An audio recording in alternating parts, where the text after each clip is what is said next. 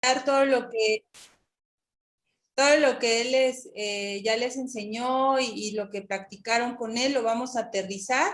El propósito de estas sesiones es que ustedes aprendan desde cómo hacer el diseño estadístico para sus protocolos, pero de dónde viene todo esto y cómo se tiene que cuadrar totalmente con el esqueleto metodológico de sus protocolos de investigación. Eso es algo muy importante que deben de tener claro.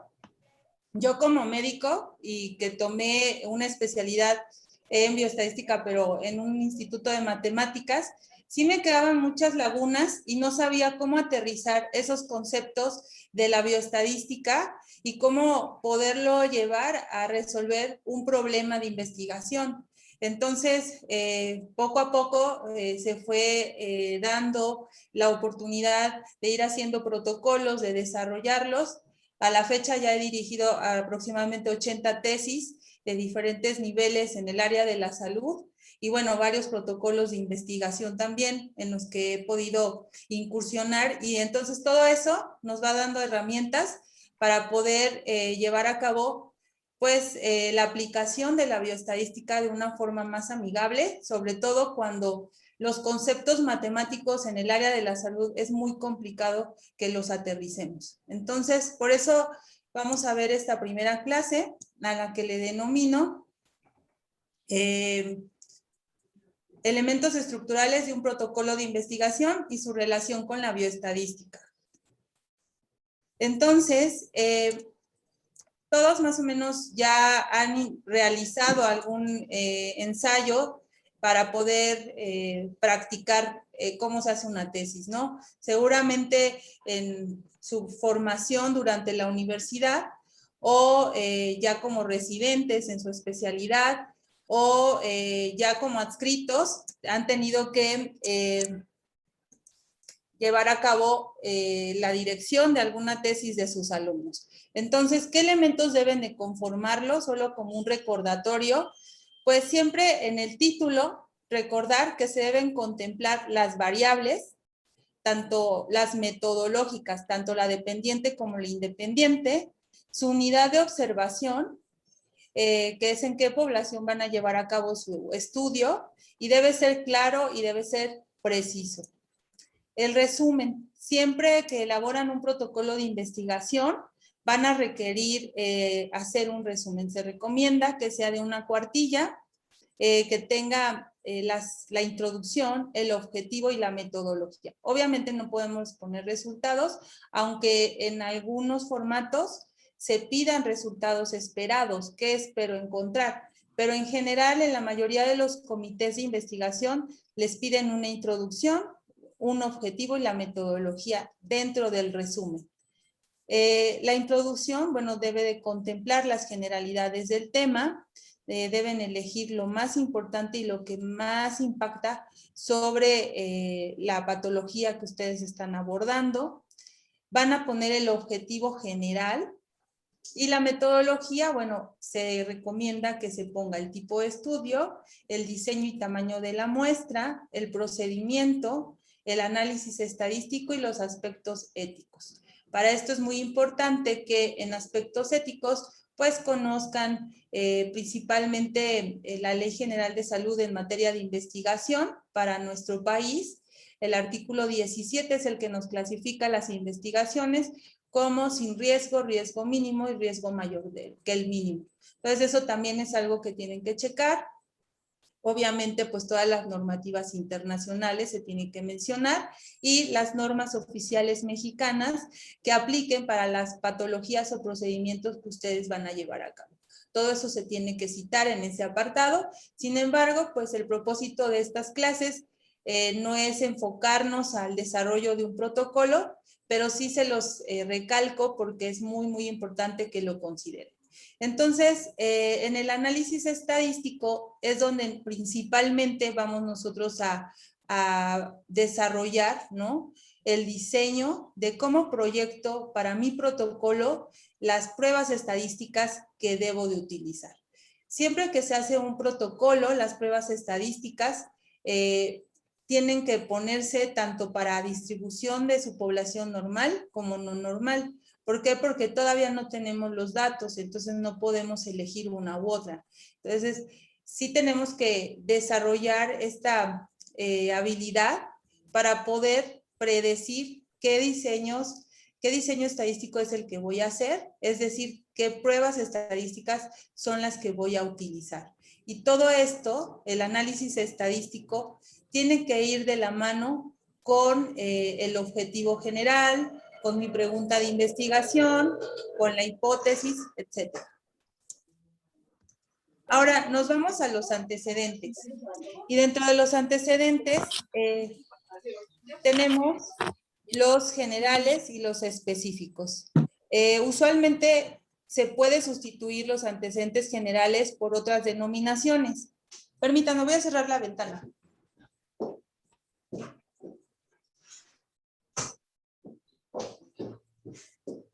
Tenía mucho ruido de fondo. Entonces, algunas veces los denominan introducción o marco teórico. De cualquier manera, siempre, si les piden marco teórico y antecedentes, recordar que siempre el que va primero es el que nos va a hablar de todo el panorama general de mi patología y obviamente tengo que incluir la definición de mi enfermedad, la epidemiología, la fisiopatología, el diagnóstico y en algunos casos incluso si el estudio habla de tratamientos, pues hablar de los tratamientos. Ya en los específicos tenemos que hablar de investigaciones que sean muy similares a lo que yo voy a llevar a cabo, obviamente en otras poblaciones o con otros procedimientos, y se sugieren los específicos hacer un cuadro en el que pongan en las columnas el autor, el año y cuál fue su conclusión en esos estudios y su referencia. Entonces, siempre yo les recomiendo para cuando elaboren sus antecedentes que primero pongan los subtítulos que van a considerar y posteriormente vamos haciendo su búsqueda y ya los van incorporando. Recordarles que deben de aprender a manejar, o yo les sugiero siempre que utilicen un referenciador, dependiendo si utilizan Windows o si utilizan algún otro sistema operativo, van a encontrar diferentes opciones. Uno que es compatible con todos los sistemas operativos es el Mendeley. Ustedes pueden buscar en YouTube tutoriales para poder aprender a utilizarlo, descargarlo, etc. Eso les va a ayudar mucho para que cuando ustedes insertan una cita, pues ya no tengan que hacerlo manual, sino que ya les va haciendo la citación y obviamente al final, pues ya les inserta el estilo que ustedes pidan, ¿no? Si es Vancouver, etc. Entonces, siempre cuando ustedes estén haciendo un protocolo, siempre aprendan a utilizar un referenciador. Y obviamente el diseño lo pueden hacer como les sugiero, primero los subtítulos y después ir incorporando las conclusiones de los artículos que ustedes revisen. Ahora bien, después de tener nuestros antecedentes, nos vamos a la justificación. Y yo siempre les sugiero que la justificación no debe de ser mayor a una cuartilla, debe ser muy concreta y debe tocar ciertos puntos que son muy importantes. Les sugiero que hagan un párrafo donde hablen de la magnitud. La magnitud del estudio se refiere a todos los datos de prevalencia, números, todo lo epidemiológico de mortalidad, etcétera.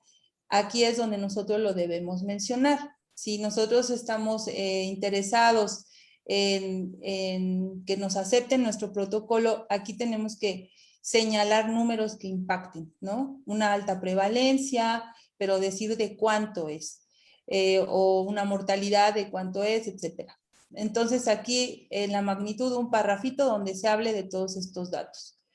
El segundo párrafo tenemos que hablar de la trascendencia. La trascendencia se refiere a cómo impacta esta enfermedad o este nuevo tratamiento o alternativa terapéutica en el paciente, en su calidad de vida, en su estilo de vida, o bien cómo impacta económicamente en mi hospital. Entonces, Aquí es donde yo puedo desarrollar ese aspecto. Después tenemos la originalidad. Siempre tenemos que mencionar un parrafito o un renglón de por qué es original mi estudio. Y después tenemos que hablar de la factibilidad, que ahí es otro parrafito. Y en la factibilidad debo de comentar que se cuenta con todos los recursos necesarios, materiales y humanos para llevar a cabo esta investigación, si se cuenta con el servicio de ginecología, si se cuenta con el servicio de neuro, dependiendo la patología y los pacientes, es lo que tengo que mencionar en la factibilidad. Si se va a hacer algún estudio genético, decir que se cuenta con los recursos para poder llevarlo a cabo. Eso es la factibilidad. Y la viabilidad nos habla de que es un tema que es de interés para mi institución. Entonces, en la viabilidad yo debo decir, este protocolo de investigación forma parte de las líneas prioritarias de, en este caso, ¿no? En el Hospital 20 de Noviembre, o en mi caso, que yo trabajo en el Instituto Nacional de Rehabilitación, deben de checar, cada institución usualmente tiene sus líneas prioritarias de investigación. Es decir, no es viable un estudio, si ustedes quieren hacer un estudio de hiperplasia prostática benigna en un hospital de la mujer. Entonces es ahí donde debe de haber una congruencia y eso lo deben establecer y escribir en la viabilidad. ¿Ok? Bueno, en la justificación las preguntas que se contestan es ¿por qué y para qué voy a hacer este estudio? En el planteamiento del problema, usualmente es un párrafo en el cual yo voy a establecer qué voy a estudiar. Es la diferencia de la justificación. En el planteamiento yo digo qué voy a estudiar y debo acompañarlo de una pregunta de investigación. En la pregunta de investigación debo contener los mismos elementos que manejé en mi título, pero la redacción se modifica porque ahora es una pregunta. Entonces, debo de tener la unidad de observación y mis variables nuevamente presentes en mi estructura. La hipótesis, bueno, es la respuesta tentativa a mi pregunta de investigación. ¿Cómo emito una hipótesis? Bueno, depende de todo lo que he leído o de mi expertise, ¿no? De lo que yo he notado en la clínica. Yo ya puedo decir qué estoy esperando encontrar. Entonces, es una respuesta tentativa y probable a mi pregunta de investigación. El objetivo general, bueno, se sugiere que se utilicen verbos que me definan lo que yo quiero hacer y eso lo puedo checar en la taxonomía de Bloom. Son unas tablas en donde me dice si tú vas a evaluar, utiliza el verbo determinar. Entonces, les recomiendo que chequen esta tablita de la taxonomía de Bloom. El verbo debe estar en infinitivo y usualmente si ustedes hacen un buen título, pueden copiar su título, pegarlo y ponerle el verbo en infinitivo. ¿Por qué? Porque el objetivo general debe contener también las variables y la unidad de observación y obviamente pues es la meta que queremos alcanzar o demostrar. Después los objetivos específicos, en esto sí deben de tener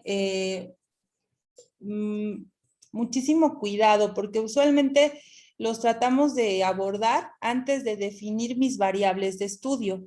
Entonces, yo siempre les recomiendo, primero define tus variables de estudio, las operativas, que se denominan así, y una vez que tengo mis variables, yo voy a hacer mi diseño estadístico y de ahí yo voy a tener más claro qué información adicional puedo obtener y esos van a ser mis objetivos específicos.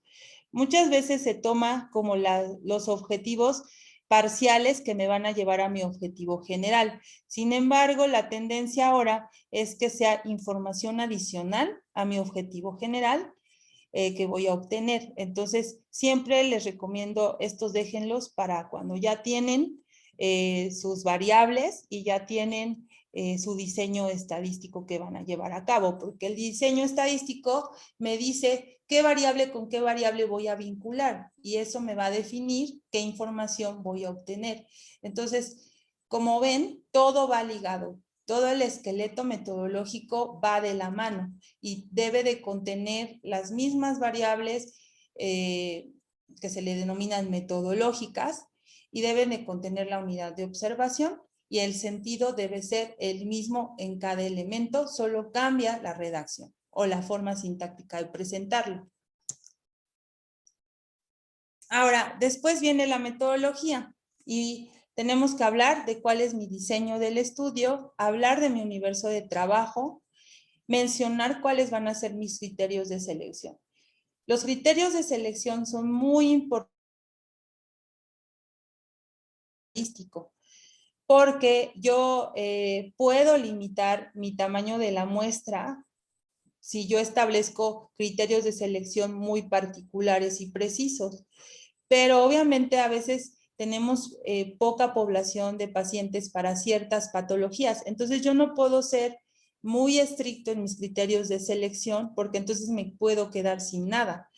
¿Qué debo hacer? Bueno, si son variables que creo que pueden modificar mi resultado y que no puedo quitar, porque me quedaría sin una población viable para el estudio, lo paso a una variable, o se denomina variable confusora. Entonces, esa variable confusora se va a hacer variable operativa para que cuando yo haga mi análisis estadístico pueda dividir grupos de acuerdo a esa variable y pueda analizar qué tanto impacto va a tener en mis resultados. Entonces, los criterios de selección son muy importantes. Recordarles que los criterios de inclusión y exclusión son antes de que yo empiece mi trabajo de investigación y los de eliminación es lo que pueda ocurrirme mientras estoy elaborando mi investigación. También un error que se comete muy frecuentemente es que este elemento del protocolo, que es súper importante para que yo pueda obtener un análisis estadístico adecuado, me ponen los criterios de inclusión y los de exclusión lo contrario a lo de la inclusión. O sea, por ejemplo, si yo incluyo mujeres embarazadas y entonces excluyo a las personas no embarazadas, no tiene sentido porque no puedo excluir algo que nunca incluí. Entonces, siempre no perder esto porque es un error que se comete muy a menudo. Entonces, yo elijo cuáles son las características que necesito que tenga mi población. Después excluyo a las que muestren ciertas características específicas. Y obviamente ya elimino durante la investigación, pues aquellos expedientes o aquellos pacientes que no terminan mi estudio en caso de que sea un estudio longitudinal o que no obtenga, no sé, puedo plantear el 90% de la información para mi base de datos. ¿Okay? Después tengo que hablar de la formación de mis grupos. Eso es muy importante también e impacta directamente en mi diseño estadístico. ¿Por qué? Porque si yo tengo dos grupos, bueno, ahí ya dependiendo mi variable, si es cualitativa, ya estoy pensando que voy a elaborar una chi cuadrada o una exacta de Fisher, o si es cuantitativa, pues ya estoy pensando que voy a hacer una T de Student o una U de Mann-Whitney para una variable que quiero comparar entre dos grupos. O si son tres, entonces ya estoy hablando de que debo de utilizar una ANOVA o una Kruskal-Wallis. Entonces, esto también es crucial para después poder hacer mi diseño o planear mi diseño estadístico. El tamaño de la muestra y el método de selección también es importante que se conozca sobre este tema y se defina, ya que pues todo esto va a impactar en mi resultado, en mi potencia estadística, en que mis resultados sean confiables, etcétera. Los procedimientos técnicos también son muy importantes que yo ya los tenga claros, qué metodología voy a seguir, porque nosotros tenemos que reportar mis variables y en la unidad de medición, pues yo ya debo saber, por ejemplo, si voy a hacer citometría de flujo, si mi unidad de medición va a ser el número de células que tienen un marcaje, o si mi unidad de medición lo voy a utilizar en porcentajes, ¿sí? Y eso depende muchísimo también de los equipos. O en caso de parámetros bioquímicos en la clínica, va a depender de qué citómetro se esté usando para hacer las químicas sanguíneas, por ejemplo. Entonces ahí yo tengo que ir al laboratorio y pedir que me digan cómo se reportan, ¿no?, ciertos parámetros, o ver un resultado y checar cómo se está reportando. La unidad de medición es muy importante que desde el inicio ustedes la tengan clara, y aparte, bueno, saber el procedimiento que van a llevar a cabo, pues es muy, muy importante también para definir su análisis estadístico. Y algo que es vital y súper importante para que tengan un buen diseño estadístico es describir sus variables. Entonces, esto se le llama operalización de mis variables, y eso lo vamos a trabajar también hoy. Y les invito a que pongan mucha atención. Yo les voy a mandar las actividades correspondientes y que traten de hacerlas, porque esto es prácticamente lo que nos dicta qué diseño estadístico voy a llevar a cabo, junto con el diseño de mi estudio, ¿no? O las características de mi estudio. Entonces es muy importante que esto sí aprendan a aterrizarlo y a llevarlo a cabo. Usualmente yo lo que trabajo con mis alumnos es que primero me definan qué es lo que quieren hacer, su pregunta de investigación, y de ahí nos vamos a hacer la operalización de sus variables.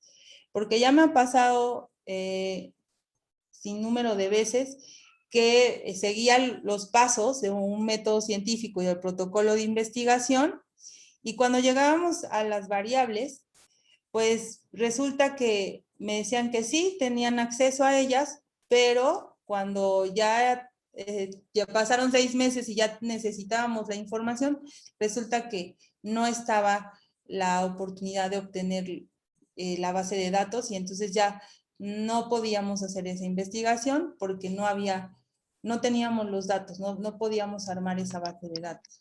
Hola, Entonces, hola, buen día. Disculpe, ando un poco perdida. Es que tengo que entregar un oficio para el doctor Mondragón. Muchas gracias, qué amable. okay, creo que anda un micrófono por ahí encendido. Bueno, entonces, sí es importantísimo que esto lo tengan claro y que definan primero qué variables operativas van a utilizar, y que no solo eso, hagan su diseño de base de datos, y que primero traten de llenar 1, 2 o 3 pacientes para que se den cuenta que sí tienen la disponibilidad de esta información. Y entonces, sí, ya asegurándonos que tienen esa información, entonces sí, seguimos adelante construyendo todos los demás elementos metodológicos. O en ese momento se redirecciona y se ve qué tengo disponible, y sobre de eso construyo todo lo demás. Y bueno, obviamente ya teniendo tus variables operativas, ya podemos hacer el análisis estadístico, o sea, nuestro diseño del análisis estadístico. ¿Pero para qué es? Pues ¿Mande? nos manda por correo. Creo que hay un micrófono por ahí encendido, si nos ayudan apagándolo. O no sé si son preguntas. No, yo creo que es un micrófono que se está abriendo.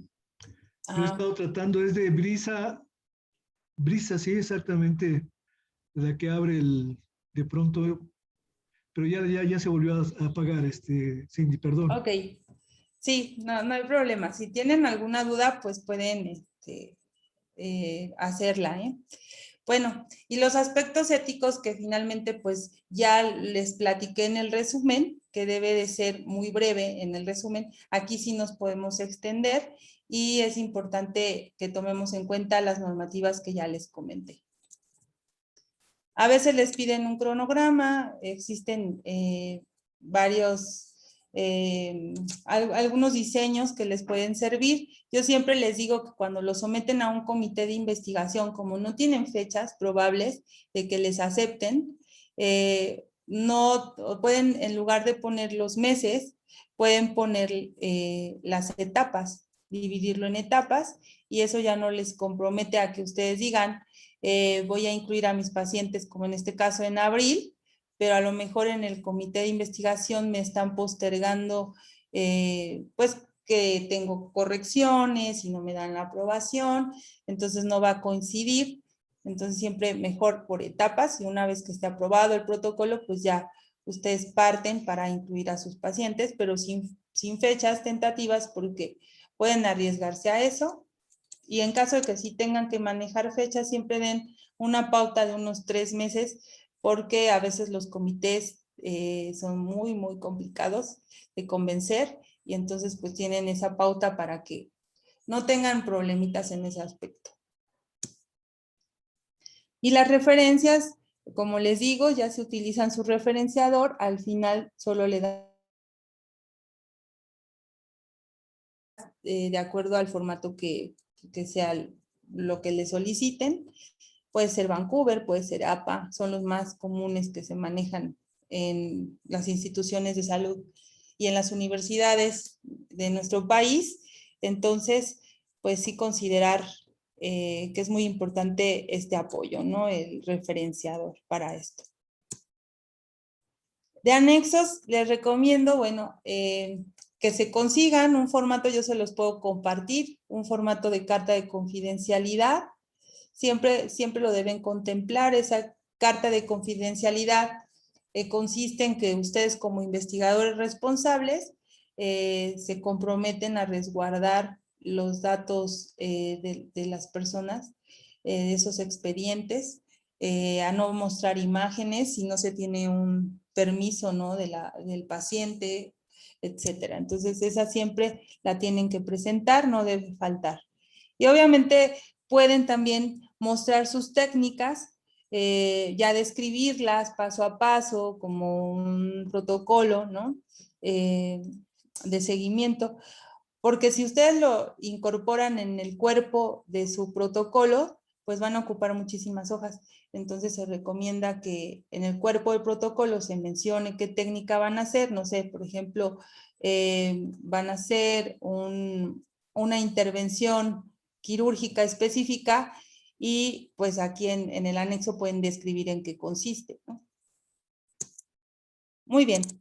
Bueno, entonces esta es la clase donde estamos tratando de vincular los elementos del protocolo de investigación que van a ser clave para que yo pueda hacer un buen diseño estadístico. Les recuerdo, el diseño estadístico se hace desde el protocolo. Aunque yo no tenga datos, yo ya debo de saber cómo voy a aterrizar mi base de datos. Yo ya debo saber cómo la voy a analizar después con mis programas estadísticos. Obviamente puede haber cambios sobre la marcha, pero ya el diseño tiene que ir empalmado con las variables operativas y con los elementos estructurales de mi protocolo de investigación. Tan es así que los objetivos específicos van a depender al 100% de mi operalización de variables y de mi diseño estadístico. Entonces, esto corresponde a esta primera clase. ¿Tienen alguna duda? ¿Alguien quiere hacer un comentario, alguna duda?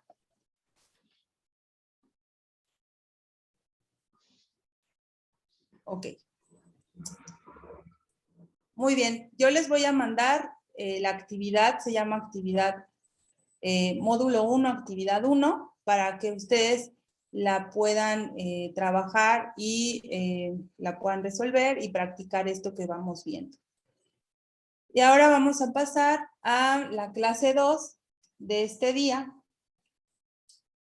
En esta clase les comento, vamos a manejar a qué nos referimos con el concepto de variable y por qué denominarlas metodológicas y variables operativas, cómo hacemos la operalización y cómo hago mi diseño de base de datos, que desde mi punto de vista es lo primero que tenemos que hacer una vez que definimos la pregunta de investigación. La definición de variable, bueno, es toda característica o cualidad que podemos medir y que puede tener diferentes valores. Eso es una variable. En los estudios, ustedes pueden hacer un estudio donde consideren, no sé, 30 variables, pero se le llama minería de datos en ese caso. Pero ya para un protocolo en particular, una investigación en particular, tenemos que definir un número de variables, sobre todo que no exceda a 10. Yo puedo tener un estudio muy amplio en el cual pueda considerar 60 variables, ¿no? Por ejemplo, ahorita en COVID, pues se podía iniciar teniendo una minería de datos y capturar toda la información, ¿no? Que se pudiera, pero ya para hacer un protocolo en concreto se recomienda máximo 10 variables, mínimo 6, para poder hacer un buen análisis estadístico. Ya si utilizan más de 10 se hace mucho más complejo. Claro que se puede, pero ya es minería de datos. Entonces, siempre traten de acotar. Por ejemplo, ahorita en COVID, bueno, sí valía la pena hacer minería de datos, capturar todas las variables que se me ocurrieran, pero ya después definir hacia dónde yo quiero enfocarme, qué pregunta de investigación me quiero contestar y de toda esa minería de datos, elegir máximo 10 variables para poder hacer ya una investigación acotada, ¿no? En donde yo ya tengo un punto de intención. Entonces ahí sí, guardo todas las otras variables para otros estudios a futuro, pero tengo que acotar. Y sí, aprovechar, si se tiene esa oportunidad de hacer minería de datos, pues claro, vale la pena siempre hacerlo, pero para ya definir una investigación sí tengo que acotar entre 6 y 10 variables para obtener un buen análisis de resultados. ¿Por qué son importantes las variables? Pues ya les comenté, ¿no? Porque las voy a utilizar en el título, en los objetivos, en el planteamiento del problema, en la elaboración de mi hipótesis, van a ser directrices para mi metodología también. Y bueno, también, obviamente en el protocolo, pues porque me ayuda a diseñar mi base de datos para la recolección, poder hacer un ensayo y buscar la información y decir sí, es factible, o sea, sí puedo tener acceso a esta información, sí estoy seguro, ¿no? De que por esta dirección lo pueda llevar a cabo. Y también para poder hacer el análisis estadístico, como les comentaba. En la ejecución es muy importante también porque nos va a llevar a obtener los resultados que nosotros estamos necesitando o buscando.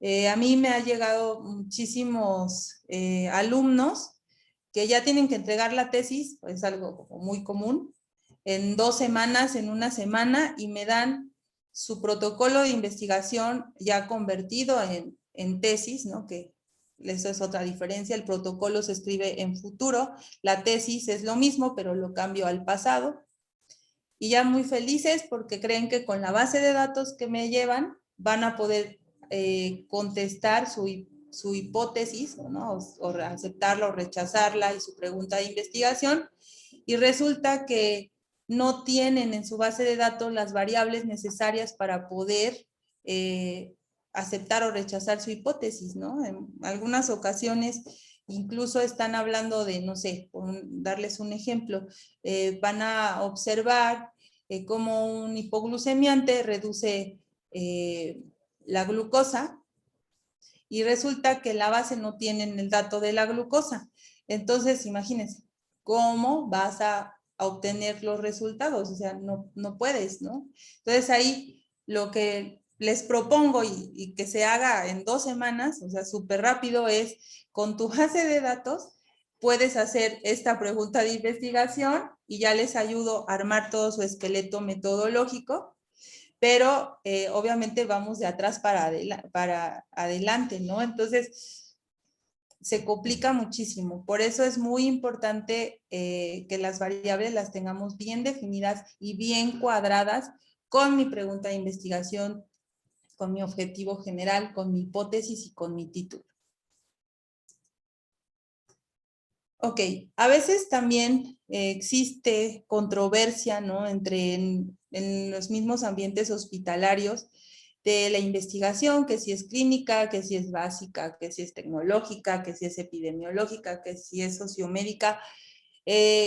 Usualmente las variables las necesitamos para todos estos tipos de investigación, no solo para la clínica, sino para cualquier tipo de investigación que nosotros queramos llevar a cabo en el área de la salud, vamos a necesitar definir nuestras variables. Entonces yo ya les hablé, ¿no?, de las variables metodológicas y las variables operativas.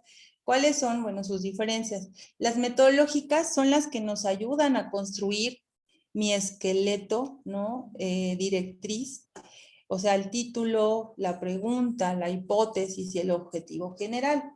Entonces, estas variables metodológicas las puedo clasificar en dependientes e independientes.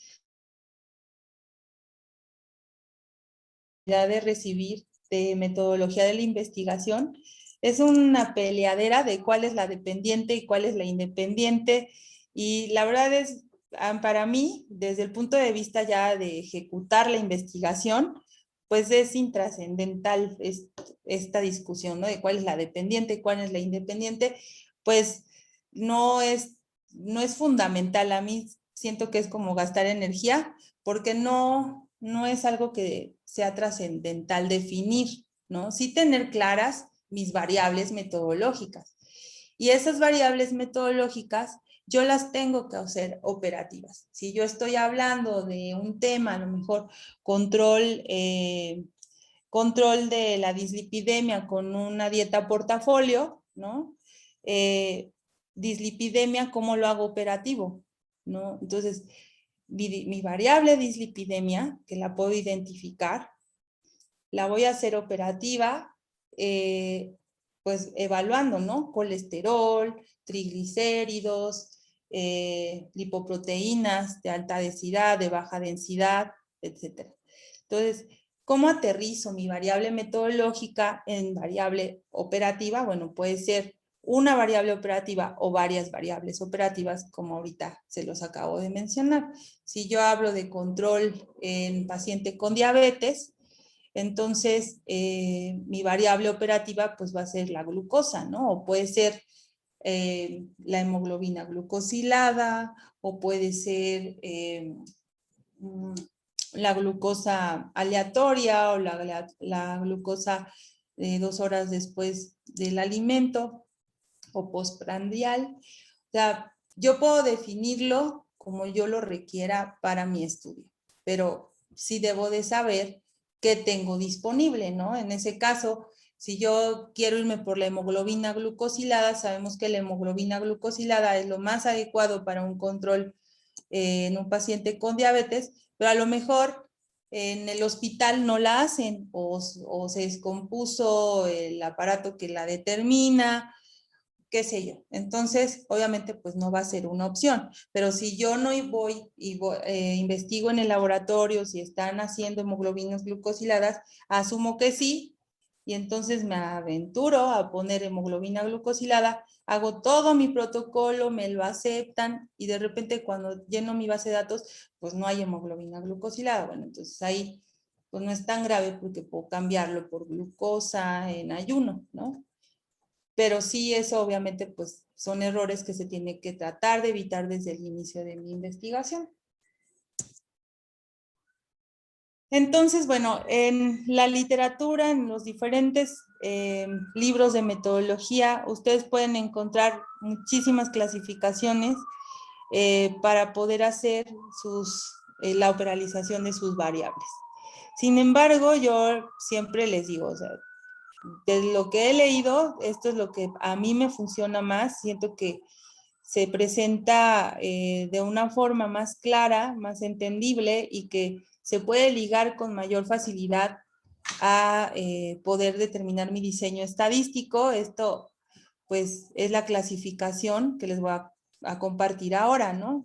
Entonces, siempre tenemos que definir mi variable, el tipo de variable, que en este caso, bueno, lo tenemos en esta columna, y mi escala.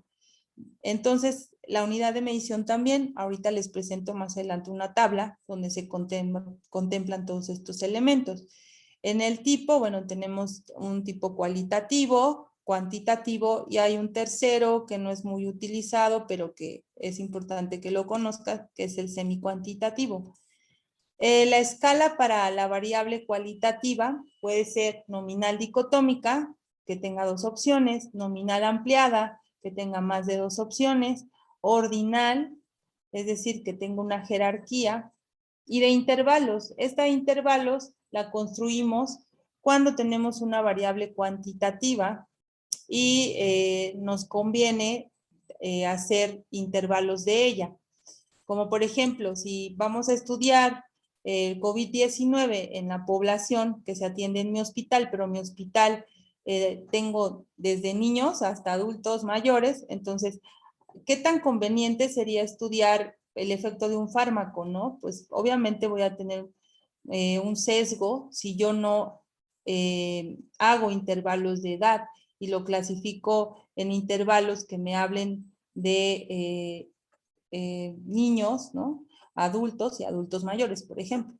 Entonces ahí yo puedo hacer intervalos de edad para poder hacer un análisis estadístico diferencial entre cada grupo y no lo tenga como un sesgo, porque obviamente la edad me condiciona que la respuesta a un tratamiento pues sea muy diferente en un grupo y en otro, ¿no? Tipo cuantitativo, la escala puede ser discreta, puede ser continua. Discreta es cuando manejamos enteros y continua cuando manejamos decimales. La semicuantitativa es cuando tenemos una escala, un instrumento que nos arroja un puntaje, pero que lo podemos interpretar cualitativamente, como por ejemplo la escala del dolor. Puede ser del 0 al 10, pero si yo la clasifico, ¿no? De 0 a 3 puntos es leve, de 4 a 7 puntos es moderado y más de 7 puntos pues ya es un dolor intenso o grave, ¿no? Entonces, como ven, pues es una escala que tiene un puntaje, pero yo lo transformo, le doy un valor cualitativo. Entonces, para ello, diseñé este algoritmo para poder elegir cómo clasifico a mis variables. Entonces, tengo una variable, ¿tiene números con valores absolutos o puntajes de escalas? Sí, entonces mi tipo es cuantitativa o semicuantitativa. Si tengo valor absoluto, recordando nuestras clases en la secundaria, valor absoluto es que es un número per se, no es una frecuencia, ¿no? Que se pueda representar como porcentaje, sino sea un número. La semicuantitativa es, pues ya les dije, un puntaje que se puede convertir en cualitativo. Y bueno, la cuantitativa, la escala, puede ser discreta, son enteros, o continuas, son decimales. Y si no tengo números absolutos o puntajes de escalas, entonces me voy a una variable tipo cualitativa y puede ser su escala nominal dicotómica, lo que les comentaba, solo 2 opciones, nominal ampliada, más de 2 opciones, ordinal, que tiene una jerarquía, de intervalos que tienen subgrupos cuantitativos. Entonces, me gustaría que por favor le tomen una foto a este cuadro para que puedan ahorita hacer un ejercicio donde van a ustedes a decidir el tipo y escala de ciertas variables. Entonces, les doy unos segundos para que puedan tomar la foto o imprimir la pantalla y lo puedan tener.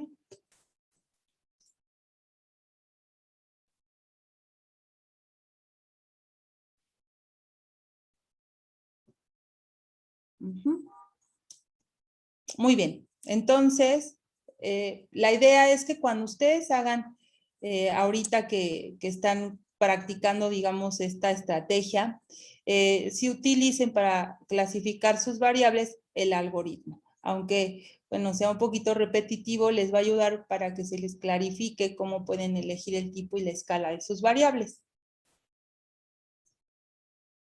Entonces, aquí tenemos un ejemplo. Esta es una tabla de operalización que les puede funcionar para cualquier comité de investigación.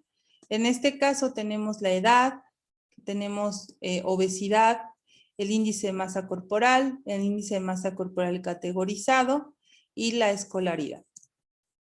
Entonces, la unidad de medición, primero nos fijamos en la unidad de medición, son años para la edad, la obesidad tipo 1, tipo 2, tipo 3, el IMC, kilogramos sobre metro cuadrado. Cuando lo categorizamos al IMC, bueno, aquí hacemos intervalos. Y la escolaridad, bueno, tenemos la opción básica, media, superior, posgrado. Ahora, la edad. Si tenemos años, vean ahí en su algoritmo. Entonces, es un número absoluto, entonces nos vamos a tipo cuantitativa. Y de esto vamos a elegir cómo expresamos la edad. La expresamos en números enteros, entonces es discreta mi escala. La obesidad es cualitativa porque no tiene números absolutos. ¿Y qué escala voy a usar? Bueno, la ordinal, porque tengo jerarquías. Tengo un tipo 1, tipo 2 y tipo 3. El índice de minutos, pero mi escala es continua, porque manejo decimales. Entonces, esto sí vayan checándolo como con el algoritmo anterior para que vean que no es tan difícil, ¿no? Poder saber el tipo y la escala de mi variable. El IMC categorizado, bueno, ya es cualitativa, ya la convertí en cualitativa al hacer intervalos. ¿Por qué? Porque desde el punto de vista de bioestadística, esto ya me genera 3 grupos. Entonces aquí ya tendría que aplicar una prueba para comparar a lo mejor promedios entre 3 grupos o una chi cuadrada si lo quiero comparar con otra variable cualitativa. Entonces esta es cualitativa de intervalos. La escolaridad, bueno, es cualitativa y es nominal ampliada. Aquí en el IMC y el IMC categorizado les quiero aclarar, ¿no? En el algoritmo dice números absolutos porque yo puedo ver números aquí y decir, es una variable cuantitativa porque tengo números.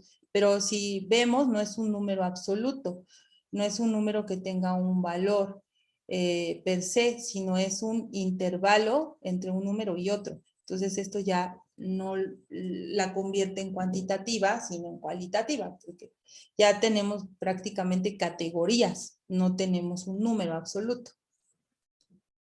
Entonces ahora con el algoritmo que les mostré para clasificar las variables, me gustaría que traten de resolver esta tablita que tiene siempre, les recuerdo, siempre tienen que en un primer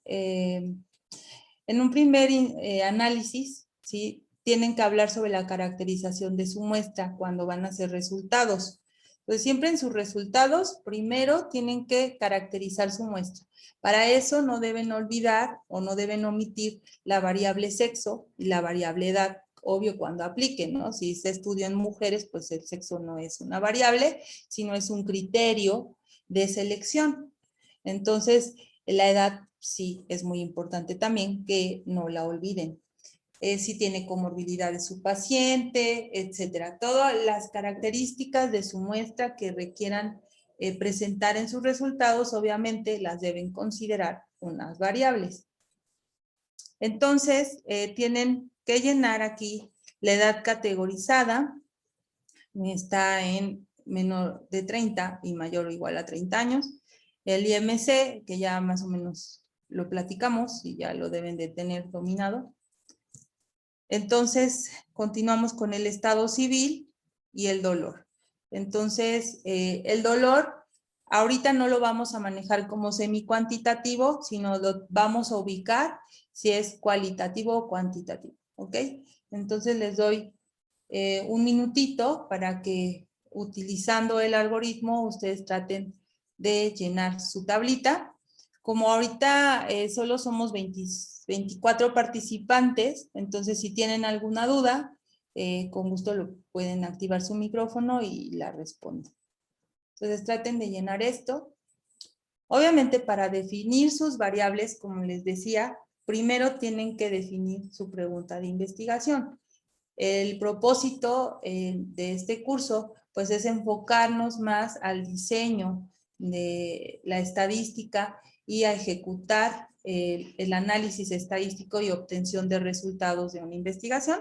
No es el diseño de un protocolo, pero sí es importante que tengan claro esto, ¿no? Estas variables usted las van a definir a partir de su pregunta de investigación.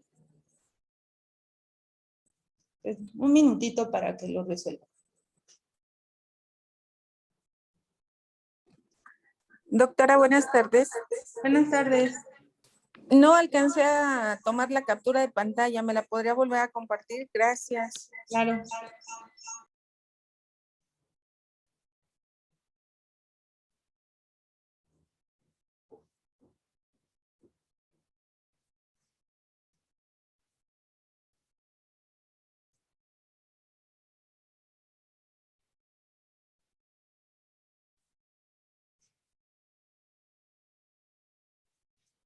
Ok, ahora les regreso esta para que puedan hacer el ejercicio.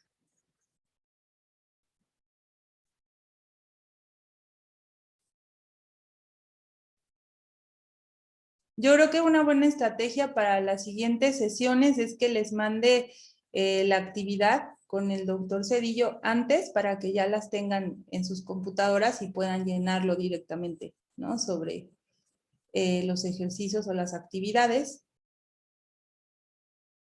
Sea como más eficiente la interacción.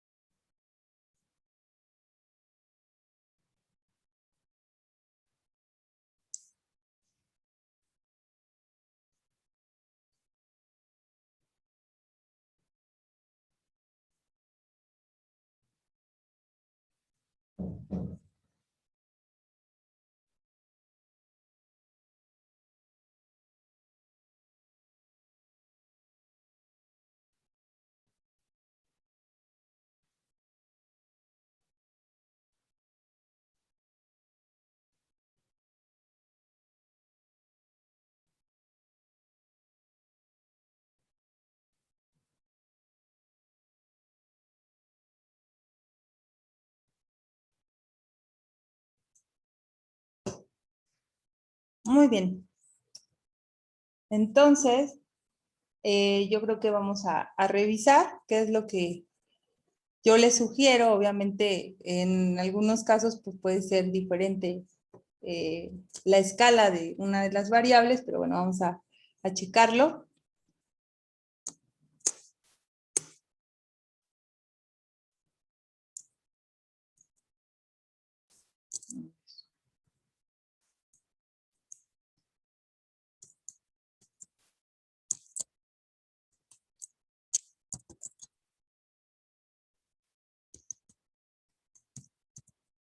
Aquí está. Entonces, bueno, la edad categorizada, el tipo pues es cualitativa, la escala de intervalos puede ser o también puede ser nominal dicotómica. Si pusieron nominal dicotómica está bien, si pusieron intervalos también está bien.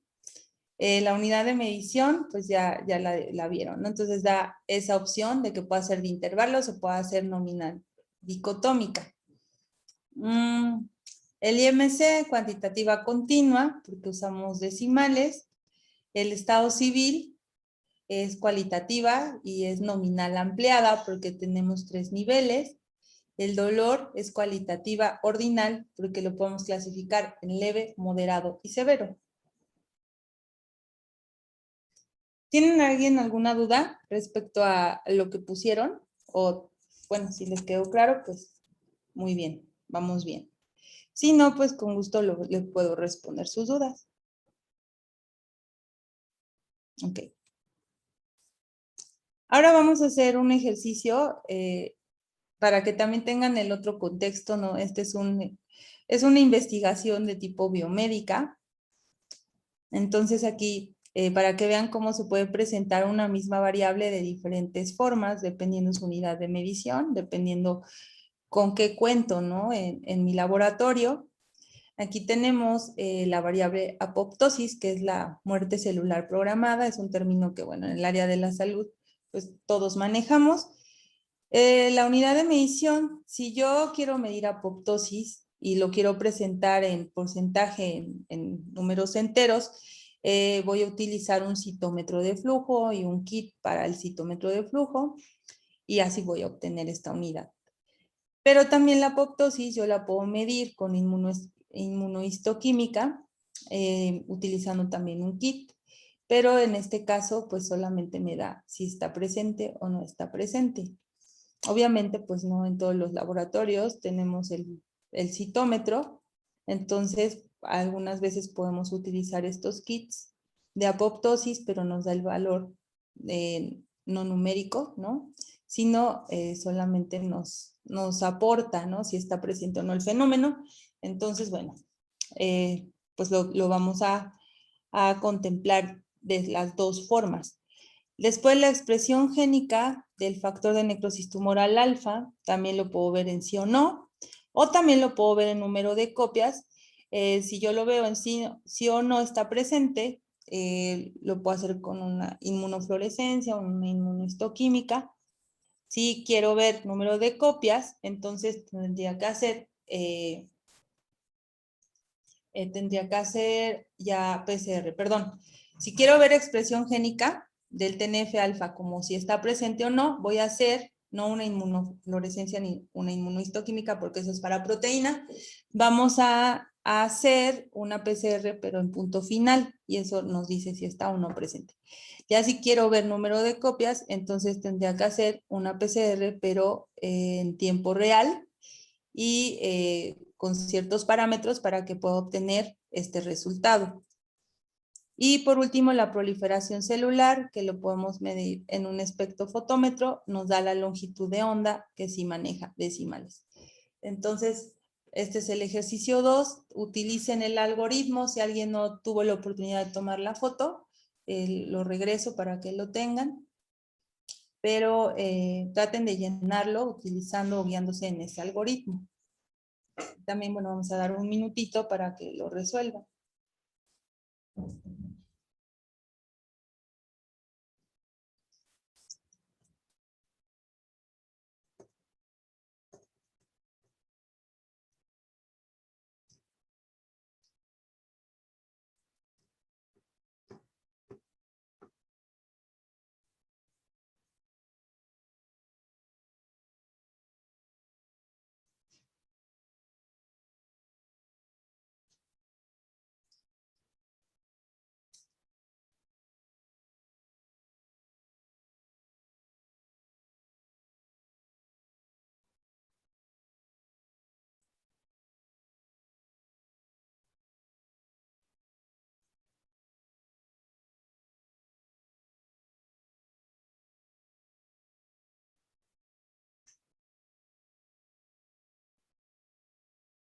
Ok, entonces vamos a pasar a ver cómo más o menos yo lo pensé. Vamos a ver si coincidimos. Entonces, la apoptosis, vista desde un número cuantitativo que maneja enteros, es cuantitativa discreta. La apoptosis, vista como sí o no, entonces es cualitativa nominal dicotómica, porque solo tenemos dos opciones. La expresión génica del factor de necrosis tumoral alfa, sí o no, pues es cualitativa nominal dicotómica. La expresión génica de TNF-alfa, pero el número de copias que maneja enteros, es cuantitativa discreta. Y la proliferación celular, si la vemos como longitud de onda, que maneja decimales, es cuantitativa continua. ¿Tiene alguien alguna duda en este ejercicio?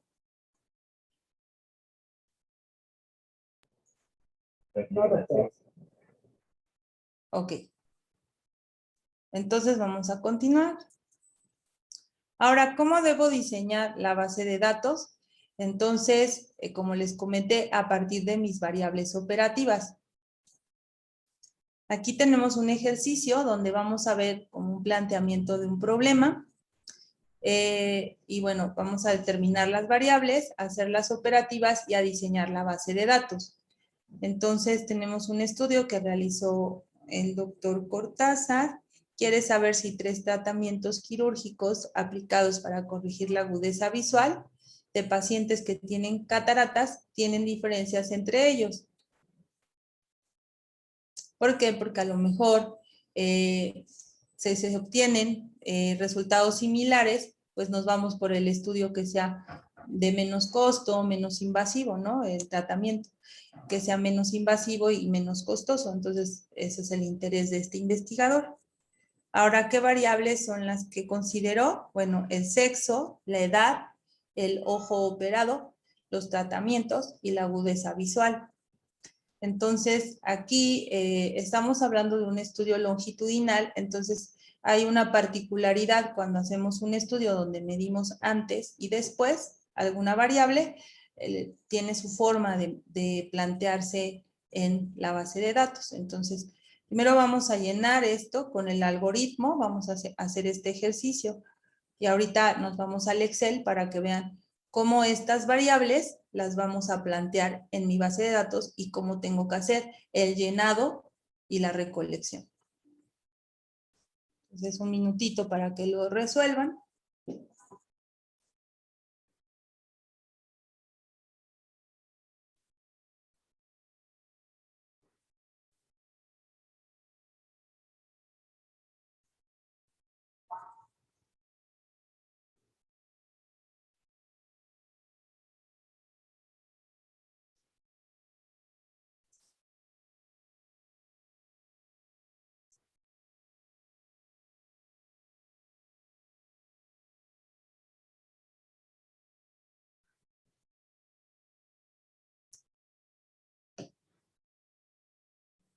Bueno, entonces vamos a ver el resultado. Bueno, tenemos el sexo, que es una variable cualitativa nominal dicotómica, la unidad de medición masculino-femenino, la edad cuantitativa discreta en años, el ojo operado cualitativa nominal dicotómica porque es derecho-izquierdo, los tratamientos es cualitativa nominal ampliada, ABC, bueno, es un estudio en ciego, entonces no sabemos cuál es el A, cuál es el B y cuál es el C. Y la agudeza visual, que es cuantitativa discreta, ¿no? Ahora vamos a ver, les voy a mostrar el Excel para que vean cómo lo tenemos que hacer. Entonces voy a dejar de compartir esto.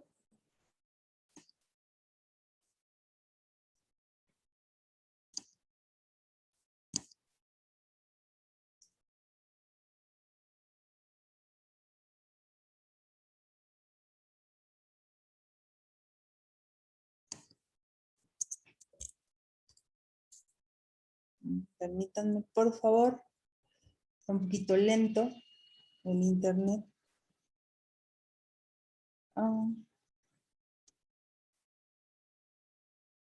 Listo.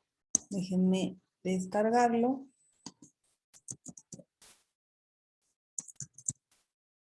Entonces, tenemos la base.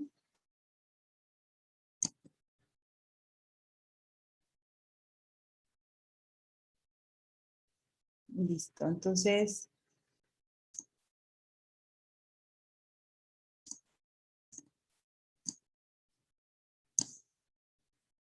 aquí están. Entonces, tenemos este Excel donde los pacientes, siempre hay que enumerarlos. Ustedes pueden utilizar un código o el expediente. Yo no les sugiero que las iniciales del paciente, porque luego si las ponen en un sentido o en otro sentido es complicado, porque si alguien más quiere utilizar su base de datos, pues, y falta algún dato o quieren ver o corroborar un dato, va a ser bien complicado identificar al paciente. Entonces siempre asígnenle un folio o utilicen, en el caso de que sea de su hospital, pues un expediente, ¿no? El sexo, que teníamos en la base de datos, ¿no?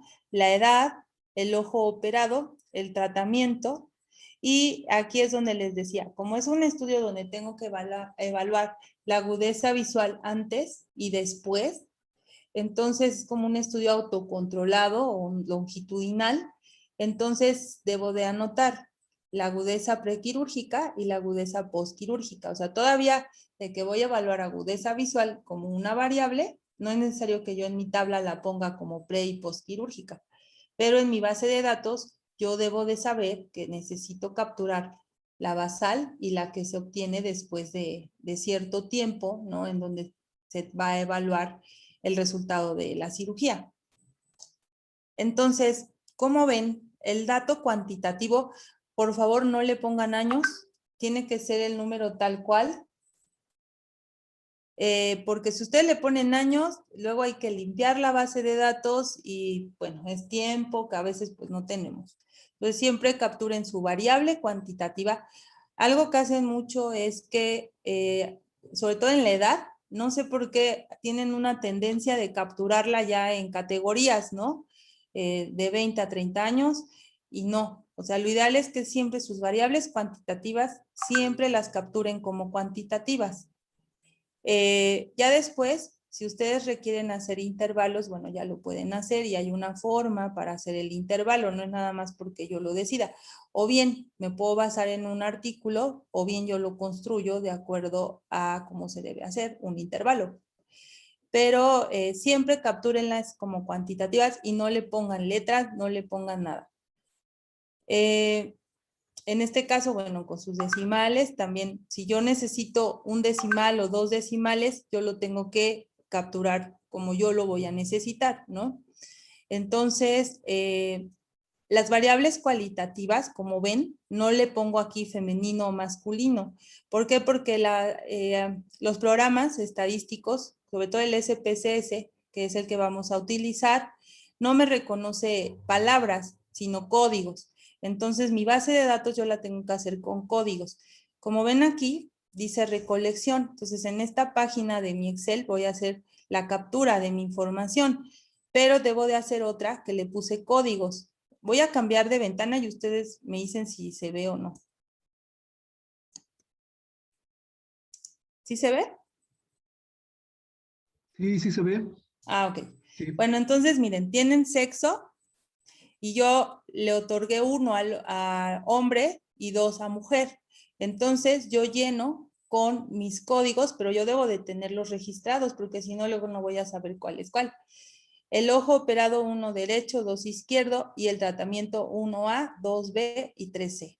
Entonces, me regreso a la recolección y vean, con una basecita así yo ya puedo obtener resultados.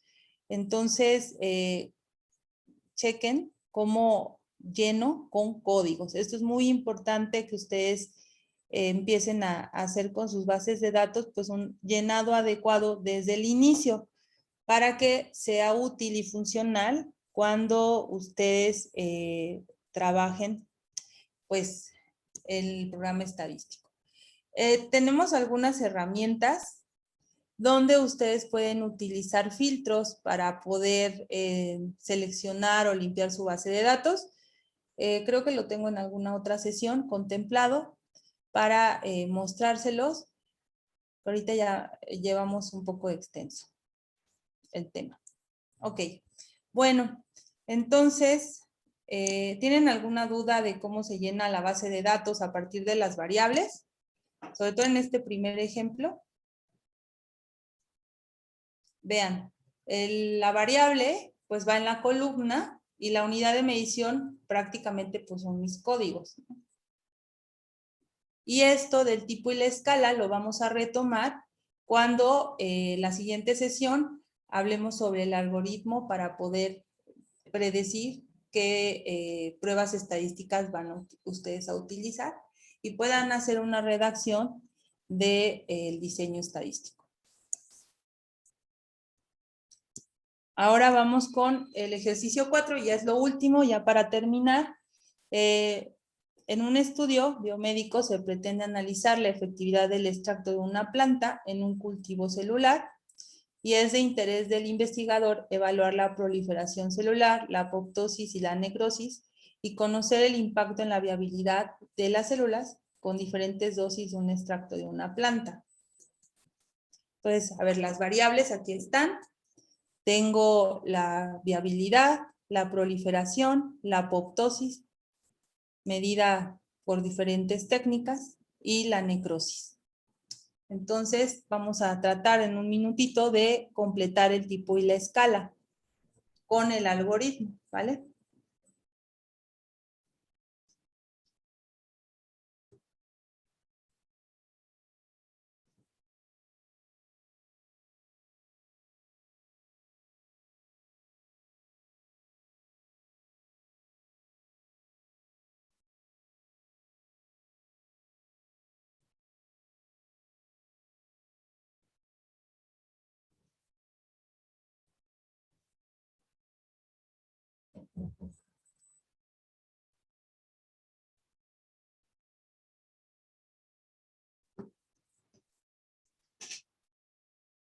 Entonces, como les comentaba, pues solo para que no lo olviden, ¿no? Cuando tengan ya sus variables, lo pasan al Excel y van y tratan de recolectar la información y se percatan que sí está disponible y que pueden utilizar esas variables con seguridad, y ya después de ello se regresan, ¿no? A armar todo lo demás.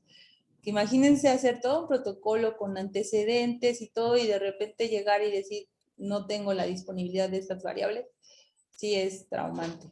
Entonces, sí les recomiendo que sigan esta estrategia.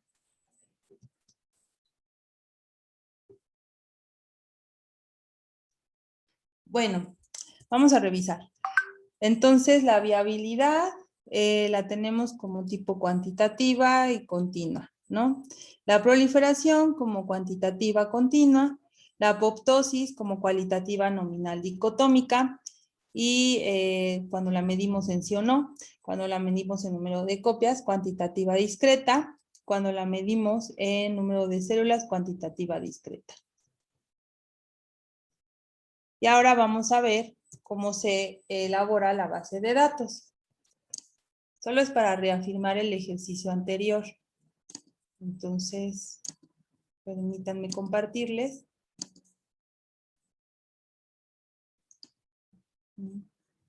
La base de datos de ejemplo 4.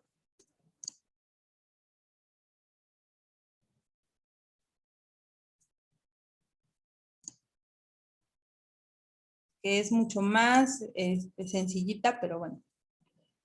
En estudios clínicos sí ocupamos pues, más variables, un poquito más complejas, ¿no? En cuanto a los niveles que consideramos. Entonces vamos a ver, aquí está. Entonces tenemos en la hoja de recolección el número de experimentos, las dosis de la planta, y bueno, aquí está la viabilidad, la proliferación, ¿no? Aquí especifico, ¿no? La viabilidad en longitud en onda, la proliferación en porcentaje, la apoptosis con anexina 5, la apoptosis con número de copias, la apoptosis con citometría de flujo y la necrosis por citometría de flujo. Los datos cuantitativos se ponen tal cual y los cualitativos con códigos. ¿Cuáles son mis códigos? Bueno, aquí está la dosis. 1 es el placebo, 2 1 microlitro, 3 10 microlitos, y la apoptosis con anexina 5, que es una variable cualitativa también. 1 si hubo apoptosis y 2 no. Siempre les recuerdo que no utilicen ceros, porque los ceros para ciertas pruebas específicas se utilizan como parámetros de corte. Entonces, siempre utilicen el 1 y el 2. El 1 siempre va a ser cuando pretendamos hacer o calcular un riesgo, ya sea un odds ratio o un riesgo relativo, siempre en el 1 vamos a poner quién tiene más riesgo o la condición patológica. También si vamos a hacer un estudio de prueba diagnóstica, en el 1 siempre va a ser lo positivo, ¿sí? Para mi resultado. Entonces siempre tomen en consideración ello cuando codifiquen sus variables. Y por mi parte, ya concluimos esta exposición con el análisis de cómo aterrizar sus variables en una base de datos de Excel. ¿Tienen alguna duda?